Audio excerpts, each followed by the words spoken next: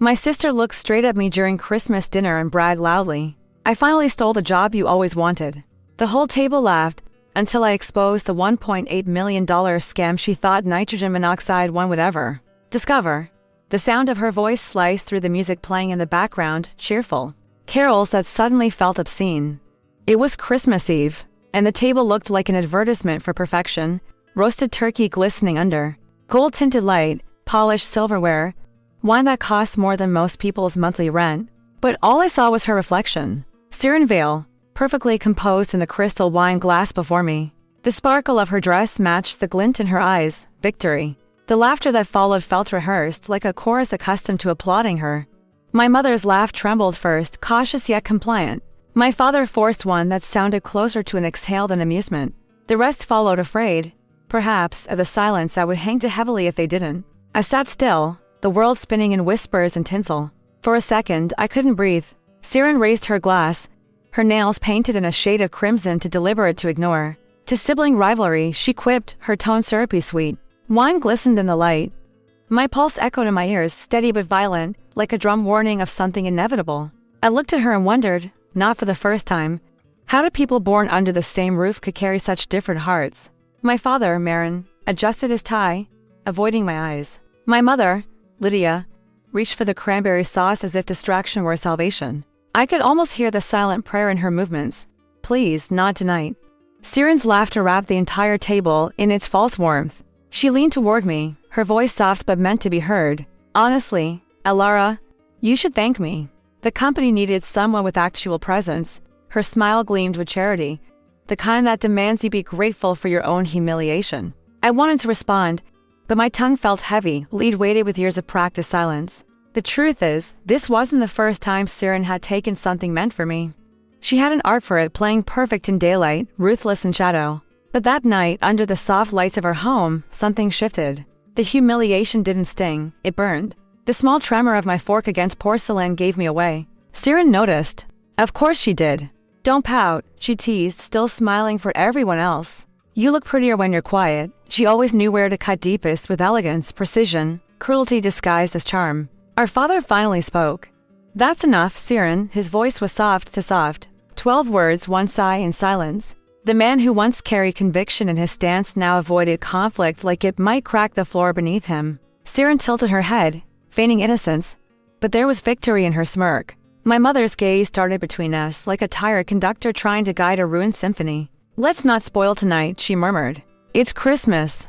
But the word Christmas felt hollow, like a curtain dropped over an abandoned stage. I stared at the flicker of candlelight dancing on the table. Perfect little flames, fragile and enclosed, just like me. Outside, the snow thickened against the windows, framing us in quiet isolation.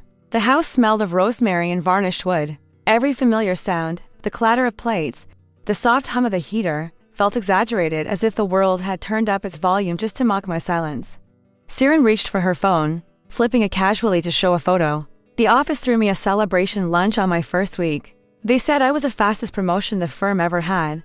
Her laugh was sharp, ringing like glass. In the reflection on her screen, I caught sight of her watch, a gold Cartier I'd never seen before. Curious, I thought. I'd known her salary before. That watch alone was half her annual income. I sipped my wine to drown the thought, tasting more metal than fruit. My mother's nervous chatter filled the emptiness again, talking about old recipes and the weather. Every word she spoke felt like an attempt to patch a ship already sinking. Siren tapped my hand with mock affection. Don't look so serious, Alara. It's not like you were going to get that job anyway. I could feel her amusement tighten the air. Our family had always been a quiet battlefield, the kind where no one screamed, but everyone bled. I looked up and met her eyes.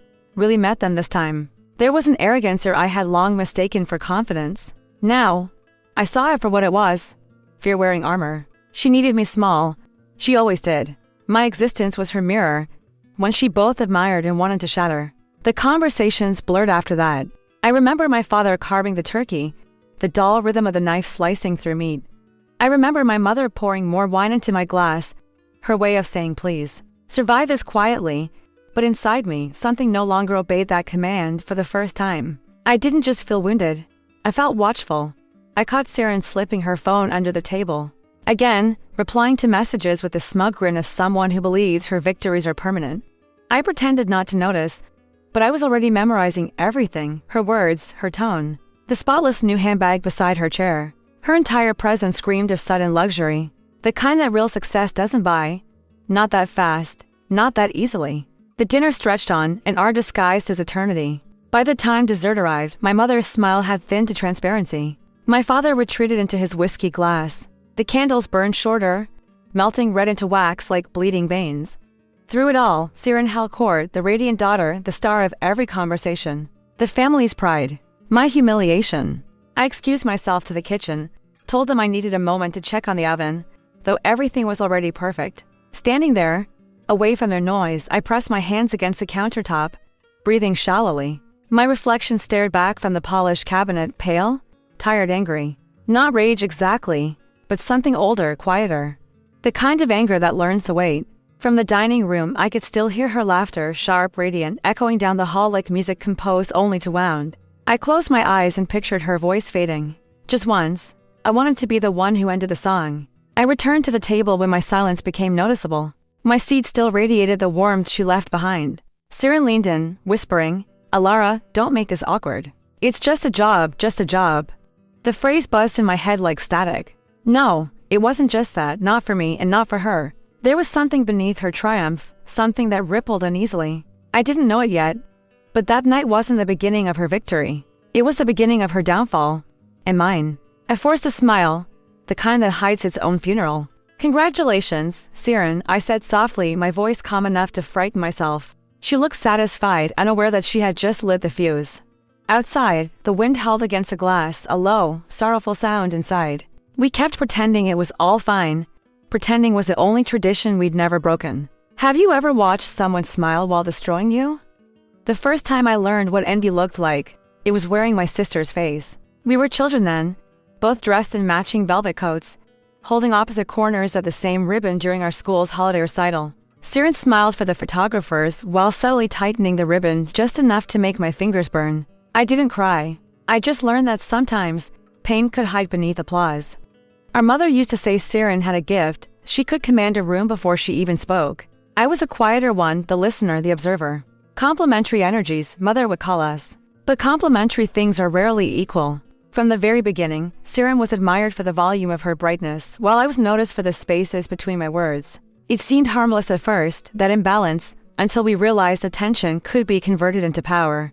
By the time we were teenagers, the pattern was carved into the walls of our home. Siren entered and rooms brightened. I followed and they dimmed again. She always had the louder laugh, the shinier grades, the easier affection. Yet, somewhere in that imbalance, I found purpose. I became the one who held things together. The one who reminded our parents' collapsing marriage that civility was still an option. Siren collected admiration like currency. I collected silences. Our father, Marin, was different with us. With me, he was deliberate, patient, interested in meaning. With Siren, he was tolerant, indulgent in ways that looked like love but felt like appeasement. Perhaps he saw her ambition too clearly and feared its sharp edges. I saw them too, but I wasn't afraid. I simply learned to avoid getting cut. Lydia Valequin, our mother, drifted between us like a soft ghost carrying peace in fragile hands. She adored us both, but in different languages. To Siren, she offered praise, to me, apology. I loved her for trying, even if her love was tired. She would often say, "Someday, you two will need each other more than you think." I used to believe her. I don't anymore. Siren's need to win was bottomless. At 15, she lied about piano lessons, convincing our father to buy her a grand piano she never touched. At 18, she forged a scholarship recommendation letter to get into the same university I had been accepted to legitimately. She didn't even study my field. She just couldn't bear the idea of a world where I arrived somewhere first. That's when I realized, to her, I wasn't a sister. I was a scoreboard. There was always a performance inside her, one that never ended. She learned how to charm strangers, how to cry on cue, how to turn guilt into grace. People called her magnetic. I called her calculated. Yet no one saw it. Not really, because the world rewards the kind of beauty that performs innocence well. And Siren mastered that art before she turned 20. When her father's business began to fail, I remember the night she found him drinking alone in his study. She knelt beside him, resting her head on his knee, whispering promises of future success. "I'll fix everything," she said. "I'll bring prestige back to our name." I watched through the half-open door, unseen, as he believed her. That's the thing about Siren. She makes people believe in her, until she makes them regret it. I left home after that night. The house had become too heavy with her reflection. I built my life quietly, earned my degree, found a stable job, learned how peace feels when no one is measuring your worth. And yet, even from afar, her shadow followed me through the whispers of our mother's phone calls. Siren just bought another apartment. Siren's being interviewed by a magazine.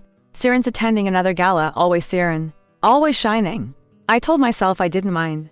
But pride is a liar. It masks envy as indifference. And I carried that mix for years, hidden under ambition. When our paths finally crossed again, we were both working in similar circles, nonprofit funding and corporate philanthropy. Two sides of the same dishonest coin. I was transparent, meticulous, stubbornly ethical. Siren, from what I'd heard, was thriving far too fast. Deals with impossible timelines, promotions twice in a year. The kind of rise that gravity eventually punishes. You need to see her someday, my mother told me last spring. You'd be proud. But even through the phone, I could hear the worry in her voice. Siren had begun to live like someone rehearsing her own legend, weekends in Paris, designer coats, champagne in her coffee mugs. Something unnatural had crept into her success. I didn't know what it was yet, but mothers notice these things. Lydia's silence meant she already did. Over the years, I learned to live without competing.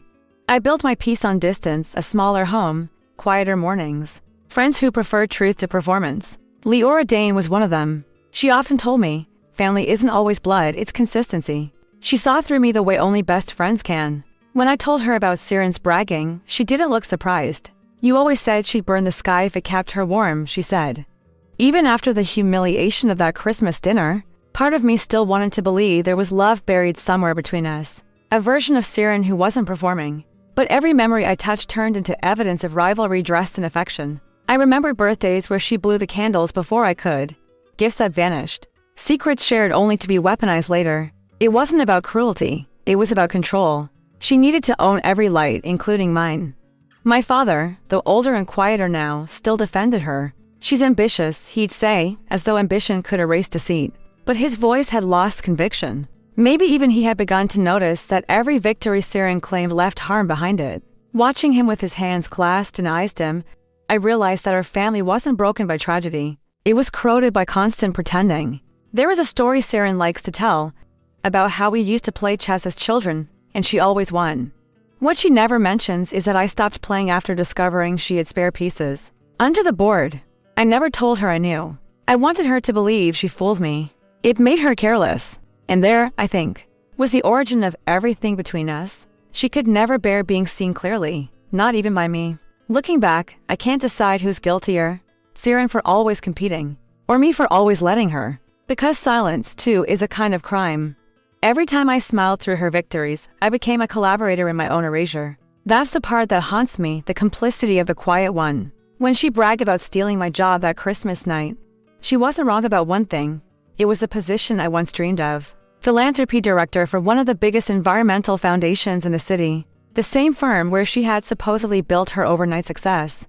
I used to imagine myself walking into that office, the scent of new paper and ethics in the air. But perhaps the universe has a strange sense of mercy. It gave her the dream so I could see what it truly cost. That night, after everyone went to bed, I stayed awake, replaying her words again and again until something fractured. Her luxury, her laughter, her sanitized perfection, it didn't add up. Not morally, not financially. Something inside me whispered what I didn't want to believe. Maybe this time, her victory wasn't just sharp. Maybe it was stolen. I told myself it wasn't my concern. That I'd already lost enough to her. But conscience doesn't obey logic. By dawn, I found myself staring at my ceiling. The question refusing to sleep beside me. What if she's lying again? From that moment, our story stopped being about rivalry. It became about truth and the cost of exposing it. Luxury has a sound. It doesn't ring or whisper, it hums low and confident, like something that has no doubt it belongs. Siren's life began to hum that way. Designer coats that shimmered beneath fluorescent lights. Cars with interiors that smelled of new leather. Laughter loud enough to declare arrival. It all happened too fast, even for her. At first, I tried not to care. Watching her from afar had become second nature, a detached ritual. Equal parts resentment and concern. But when I saw her face splash on a philanthropy magazine cover, under the title The New Face of Corporate Compassion, the detachment broke. Siren Vale, the girl who cheated at chess and never shared a secret without agenda, was now branded the savior of orphans and oceans. The irony was breathtaking. My mother called me that morning, breathless with pride. Did you see it, Alara? They called her visionary. I murmured something polite, hiding the tightening in my chest.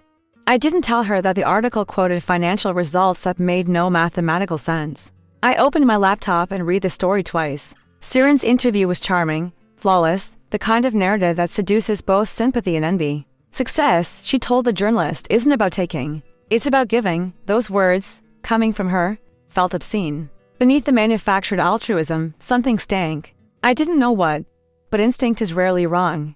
A few weeks later, we attended a charity auction at the Meridian Hotel. One of those events where sincerity is the only thing not for sale. Siren arrived late, of course, draped in golden applause. She made an entrance the way others breathe, effortlessly. The crowd adjusted around her presence as if her aura bent gravity. She kissed cheeks, complimented dresses, laughed at jokes twice her junior. Watching her was like watching a dance choreographed by ego itself.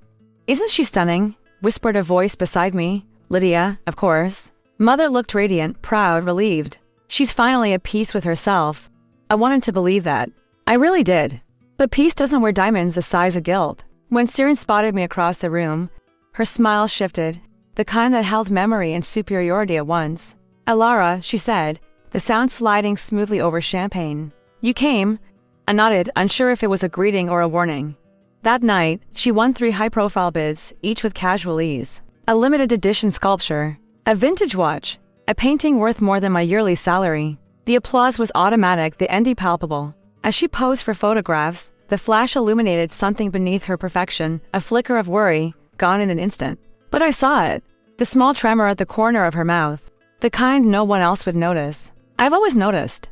By the time the crowd dispersed, I was already turning over suspicions in my head like stones. Her promotion, the lavish spending, the too-perfect press coverage, none of it aligned. I had friends in her industry, contacts in neighboring firms. They whispered about inconsistencies in donations, missing records, sudden account closures that no one dared to question. "She's untouchable," one of them said. "The company loves her too much to ask why."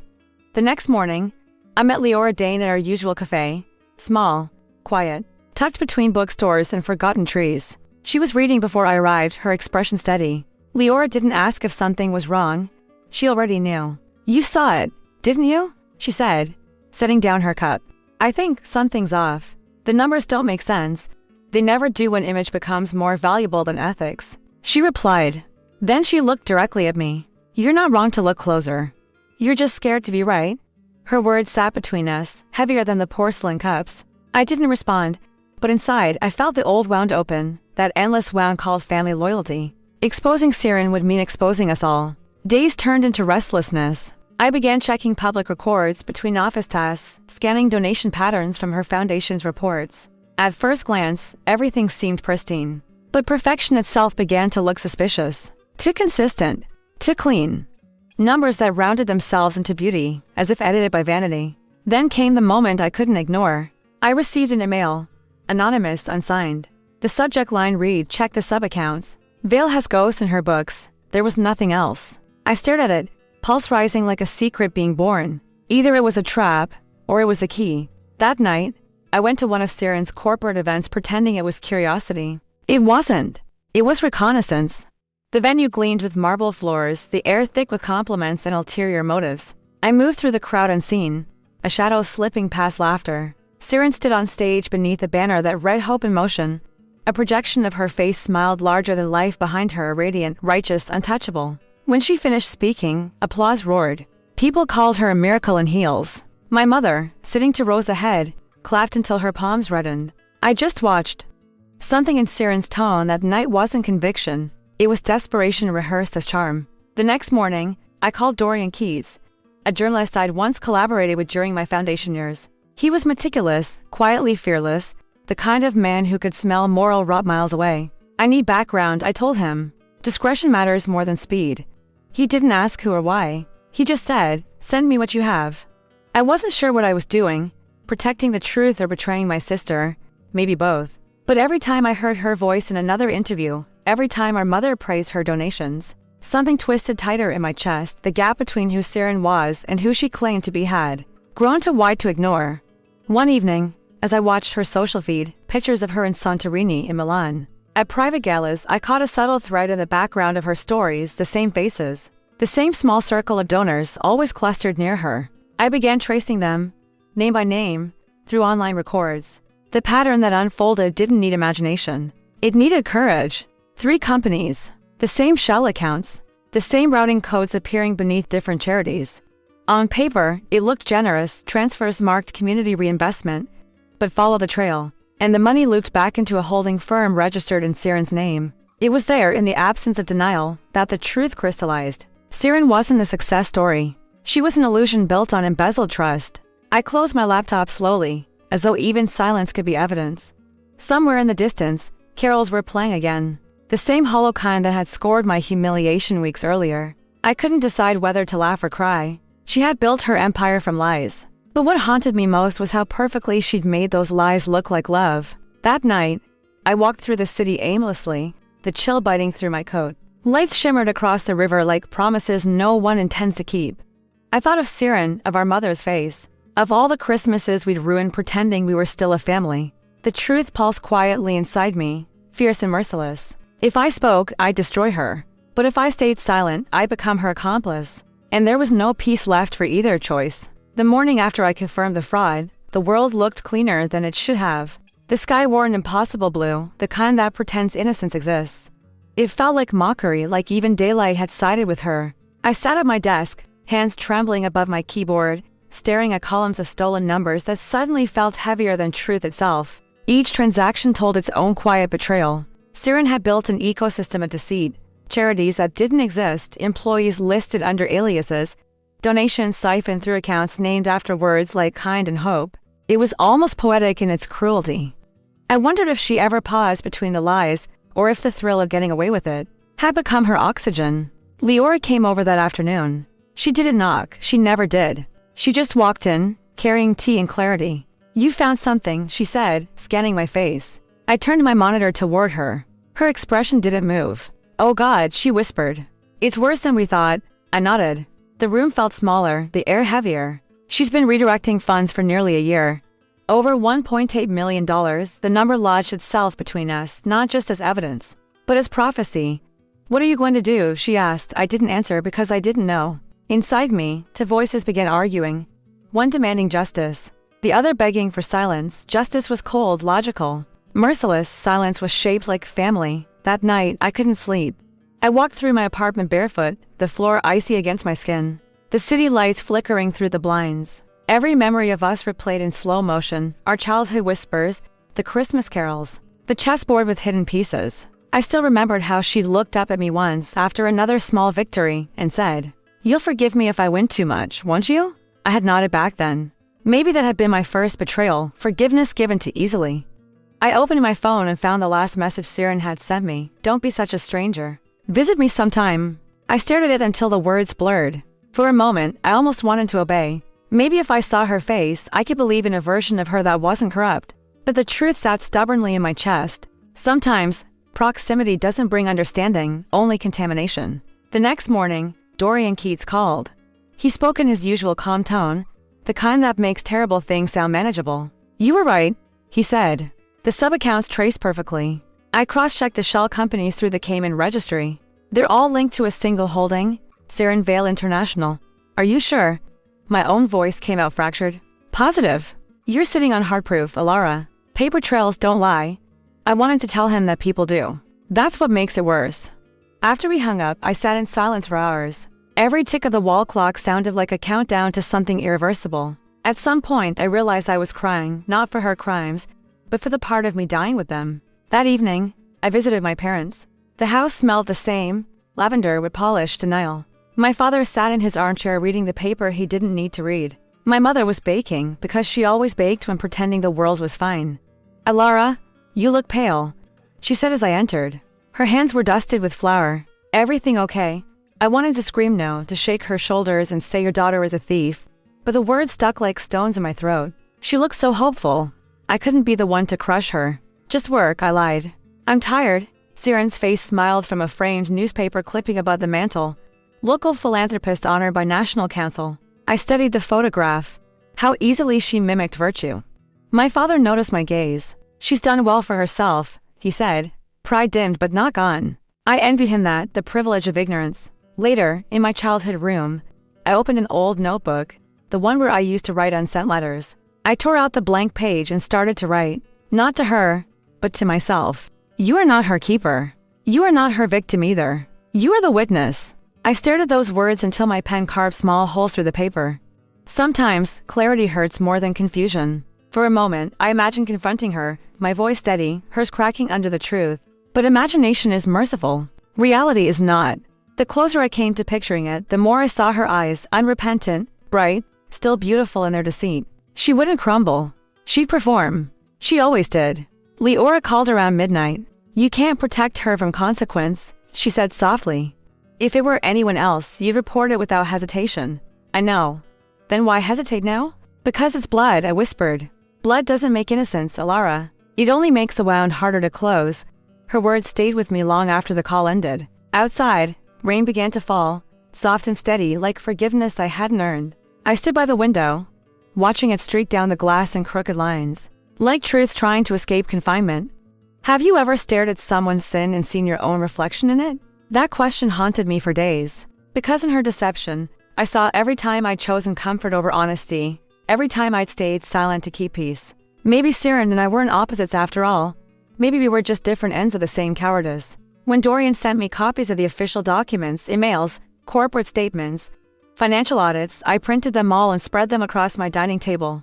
The papers rustled like whispers. Each page smelled of toner and betrayal. I traced her signature with my fingertips, wondering if she remembered me while signing them. By the end of that week, I had enough to destroy her. But the idea of doing so twisted my stomach into knots. This wasn't a corporate scandal to me. This was the collapse of our childhood. Every shared secret, every forced apology, every Christmas memory melting into evidence. I caught my reflection in the window again that night. My face was taut, unfamiliar. The kind of face truth gives to those who can't yet live with it. I whispered to my own reflection, you always wanted justice. Now prove it. But even my reflection looked uncertain. The next call came from Dorian. I've been holding off publishing, he said. But the story's getting hot. Another outlet's picking up fragments. If you want to confront her first, now is the time. Confront, I repeated quietly. The word felt foreign, heavy, final, yes. Don't let her hear it from a headline after the call. I sat in silence, the rain echoing against the windows once more. Somewhere distant, the city's lights flickered with the same rhythm as my heartbeat. Tomorrow, I decided I would see her, face to face. But even as I told myself that, a part of me still hoped absurdly for an explanation. A miracle, a reason that could cleanse her name. I guess love, warped as ours was, dies slow. The next day, before leaving, I cleaned my apartment compulsively, as if tidiness could prepare me for destruction. On my way out, I caught sight of an ornament on my shelf, a small glass angel. Broken wing glued back on, a childhood gift from Siren. For years, I kept it as a token of forgiveness. That morning, I left it on the table. Some things aren't meant to be fixed twice. The decision didn't come with fireworks, it settled into me like winter frost, quiet, unrelenting. Impossible to ignore. Truth demands patience before it burns. I had spent years mastering silence. Now, I would weaponize it. The week before Christmas felt slower than time itself. Siren's foundation. Prepared for another celebration dinner. A night of gratitude as the invitation read. I received mine through the same channel as always, a forwarded message from my mother. Filled with excitement and emojis she barely understood. She wants everyone together. It'll be wonderful. Wonderful. The words sat wrong in my mouth. Leora visited that night. She placed a folder on my coffee table without speaking. Inside were confirmations, bank statements verified by Dorian, confirmation from two whistleblowers within the firm, and a document that made my chest tighten, internal communications showing Siren. Authorizing false transfers herself, I stared at the signature, fluid, elegant, unmistakable. We have everything, Leora whispered. I know, I said. Though my voice didn't sound like mine anymore, we sat together in silence. Outside, the city gleamed with Christmas lights, every window glowing with the illusion of warmth. There was a strange poetry in it, decorations celebrating generosity, while I prepared to expose its counterfeit. When will you tell her? Leora asked, finally looking up. At the dinner, her brow furrowed. In front of everyone, yes, Alara, that's brutal. Then let it be. Some truths aren't meant to be private. She humiliated me in public. Let her face herself the same way. Leora didn't argue. She only reached across the table, resting her hand over mine, an anchor before the storm. Just be certain you're ready to lose what's left after this. Her warning lingered long after she left. Because she was right, justice always costs something human. The next morning, Dorian called. "I can publish immediately, but I suspect you want to control the first blow," he said. "I do." His pause was brief but loaded. "Then the moment you confirm, I'll sync the files with every legal office connected to the firm. You expose her, and I follow through. Clean, final, cleaned up final." 2 words that felt both merciful and cruel. "Thank you, Dorian, you're brave." "Alara, no," I murmured. "Just tired." In the days that followed, I memorized more evidence than anyone should ever read: spreadsheets, timestamps, internal memos.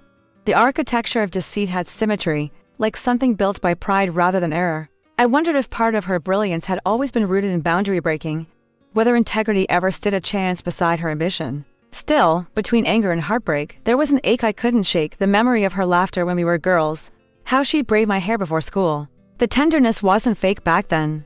Maybe the corruption came later, disguised as independence. I clung to that possibility, not because it changed anything, but because it softened me enough to breathe. 3 days before Christmas, my mother called again. "I can't wait for you two to see each other," she said, unaware she was counting down to heartbreak. "Siren misses you, you know." I almost smiled at the curse of her optimism. "We'll see each other soon, Mom," I answered, my voice gentler than my intent. That night, I printed a single copy of the files and placed them inside an envelope, physical, undeniable. I slipped it into my purse like a secret I no longer wanted, but couldn't let go of. The plan was simple: dinner, conversation, truth, then destruction. But simplicity doesn't protect you from emotion. As I rehearsed the confrontation, doubt bruised every thought. Was I seeking justice or revenge? The two had begun to blur into something unrecognizable. By morning, I couldn't eat. The town moved through holiday fever, store signs glowing, bells chiming from street corners. While I drifted through it all like a ghost rehearsing her apocalypse, I bought a small box of truffles for my mother, out of habit, and wrapped it carefully. Some rituals deserve to survive even when love doesn't. Later that day, Dorian met me at the Riverside Cafe. The air was thin with mist, the sky almost metallic. "You look ready," he said, though his voice held sympathy. Ready isn't the word. He slid another document across the table, a formal report ready for submission. My name, anonymized. Her company outlined for investigation. "Once you do this," he warned, "there's no undoing it." "I don't want to undo it," I replied. "I just want it to mean something. Sometimes truth doesn't mean healing." "Alara," he said quietly. "It just means clarity." That stayed with me as I watched the river flow beneath a bridge of cold light. Clarity, not peace. Maybe that was enough. That evening, I stood before the mirror for longer than I should have. My reflection looked composed, hair tied neatly, dress understated, eyes unreadable. But inside, I was made of glass about to shatter. I kept thinking of my mother's soft hands, my father's exhausted eyes, and Siren's inevitable disbelief. I imagined how her smile would falter when I spoke. Then, after that moment, I imagined nothing, because after truth, imagination ends. Just before leaving, I slipped Leora's handkerchief into my pocket. She had pressed it into my palm the night before, whispering, "Stay kind." Even in justice, I wanted to believe I still could. Driving through the snow that evening, the city lights shimmered against the windshield. The world outside looked almost sacred in its calm. Every song on the radio spoke of miracles, love, redemption, words that suddenly felt foreign. What is redemption when love is swallowed by evidence? As the address of my parents' house drew closer, my heart slowed in cruel rhythm. I remembered the first time I'd come home defeated. How Siren had hugged me in front of them only to whisper, "You're always the steps behind." Maybe tonight I'd catch up, not by winning, but by ending the game. When I reached the driveway, the house glowed with the same golden warmth it always had. Wreaths on the door, candles in the windows, scents of cinnamon and hope. It looked like peace. But peace is deceptive when built on lies. Inside, laughter spilled from the dining room. I stood there, inhaling the moment before stepping into history. My mother saw me first, joy flaring across her face. "Alara, you made it," my father smiled faintly. Siren turned slowly, her expression perfect, polished, unaware that this Christmas, for once, the spotlight would belong to me. I smiled back, carefully. The letter in my purse pressed against my ribs like a heartbeat. Tomorrow, Dorian would publish. But tonight, truth would speak for itself. Christmas lights make everything look forgiving. Gold flickers hide bruised feelings, and even silence looks holy when surrounded by song. That illusion didn't last long. The dinner table shimmered with silver platters, candles, and laughter that felt thinner than the wine. Siren sat at the end, radiant as always, hosting, performing, pretending. Her voice floated above the conversation like perfume, intoxicating and insincere. To a year of gratitude, she toasted, raising her glass, her eyes darting to me with practiced warmth. I lifted my own glass, barely tasting the champagne. Across the table, my mother watched us, hopeful, exhausted, terrified of history repeating itself. My father looked older than I remembered, as though every unspoken conflict had carved another line into him. The chandelier light touched Siren's necklace, emerald green, obscenely expensive. She caught me staring and smiled, misreading curiosity for envy. Still working at the foundation, Alara, she asked sweetly. Must be good to do something meaningful. The work steady, I said, my voice calm. And honest, something in that last word cracked the air. A brief pause passed between us, just long enough for the table's chatter to wobble before recovering. Siren blinked, tilted her head, then smiled again. Of course, she said. Integrity is your crown. Dinner continued, but the taste of dialogue turned sour. I lost track of courses and minutes of laughter rehearsed too tightly. The heat of the candles felt closer. My heartbeat was louder than the music. Every word she spoke felt like theft reshaped as charm. At some point, Lydia passed me a plate, her hands trembling slightly. You should eat, darling, she murmured, mistaking stillness for sadness. Siren leaned forward, resting her chin dreamily on her hand. You look tense, Alara. Maybe you're jealous I got the job you always wanted. My father exhaled, soft and defeated. Siren, no. It's fine, I interrupted, smiling a smile I didn't feel. Actually, it's fitting. Her eyes gleamed. Fitting? Yes, I said, sliding the envelope onto the table between us like an afterthought. Because I've finally seen the kind of person that job really needed. The world seemed to shrink then. Sound muted, breath suspended. She looked at the envelope as if it were alive. What's this? Proof, I said quietly. She laughed, the kind of laugh made for cameras. Proof of what? Of where your charity money went. The silence that followed was pure and total, not awkward, but apocalyptic. My father's hand froze above his glass. My mother stopped breathing halfway through a sigh. Siren's smile faltered, fractional but visible. You're not making sense, she said, voice quivering at its edges. I reached into the envelope, sliding a single sheet across the table. A screenshot, signed transfers, her name in ink. I think I am. Where did you get this? She whispered. From Truth, I said. You remember Truth, don't you? Her jaw tightened. You hacked me. You're insane. No. I interrupted again, soft as a blade. I just stopped pretending. The room became suffocating. My mother's eyes brimmed with tears. Alara, please, not tonight, she whispered. Tonight is right, I said. Because it started here last Christmas, her bragging about stealing my dream. Now everyone gets to hear what she really stole. Siren stood, suddenly trembling, though her anger hid behind disdain. You don't understand how business works. I understand theft. I understand disguises. And I understand you've been buying your compassion with stolen money. Stop it. My mother's voice cracked down the middle, a plea and a command all at once. But Siren wasn't listening. She turned to our father. Dad, tell her she's wrong. Tell her. Marin didn't move. His voice, when it came, was hollow. Is it true? Her silence was answer enough. The chandelier light flickered. The sound of rain outside swelled against the windows. People always talk about dramatic moments like storms, thunder, shouting, chaos. But truth doesn't need volume. It just sits there, changing everything forever. Siren slowly sank back into her chair, her hands shaking now. The color had drained from her face, the mask cracking in flawless pieces. You don't know what it's like, she whispered. You always had their love. I had to earn it. You didn't earn it, I said. You bought attention with stolen faith. For a long time, none of us spoke. My father rose without looking at anyone and left the room, his footsteps slow, uneven. My mother reached across the table, trying to touch Siren's arm, but Siren flinched away. You've ruined me, she hissed under her breath. No, I said. You did that yourself. I just stopped covering for you. She looked at me as if seeing me for the first time, not a rival, not a witness, but something worse, her mirror. Minutes passed before she stood, collected what dignity she could, and walked toward the door. But before leaving, she turned back one last time, eyes wet yet still defiant. You think this makes you better? She spat. I inhaled, steady, no. Just free, the door shut softly behind her. The silence that followed was unbearable. My mother collapsed into her chair, staring at the untouched plates of food. Why did it have to be like this? She whispered. Because pretending was killing us, I said. Outside, the storm broke.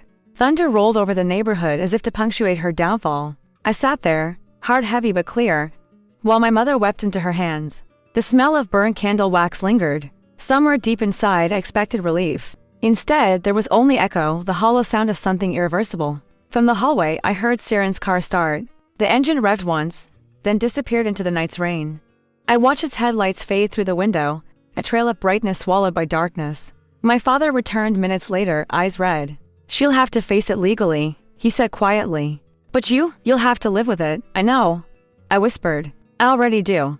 He placed a hand on my shoulder, not in approval, not in comfort, but in acknowledgement. The kind you give someone who's done what had to be done. The candles flickered low. Outside, the snow smothered the sound of distance.